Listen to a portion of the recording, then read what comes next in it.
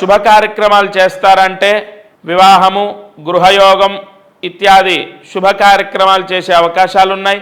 ఇల్లు కట్టడం లేదా పెళ్లి చేయడం లేదా పెళ్లి చేసుకోవడం క్లియర్గా తెలుస్తుంది.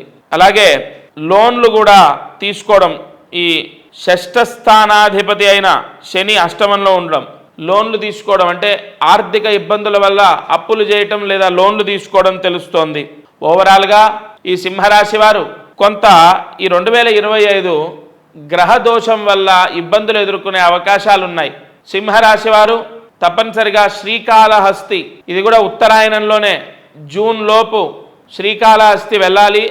అక్కడ స్వామి దర్శనం చేసుకొని అక్కడ నిద్ర చేయాలి.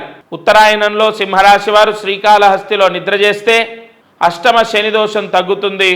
అనేక అనర్థాలు, గ్రహ దోషాలు తొలగిపోతాయి. ఈ సంవత్సరం ప్రశాంతంగా ఉంటారు.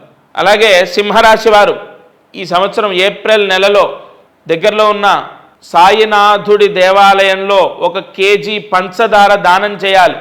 ఇప్పుడు నేను చెప్పాను కదా, ఈ దోషాలన్నీ పోవడానికి సింహరాశి వారు 1 కేజీ పంచదార సాయినాథుడి దేవాలయంలో దానం చేయాలి.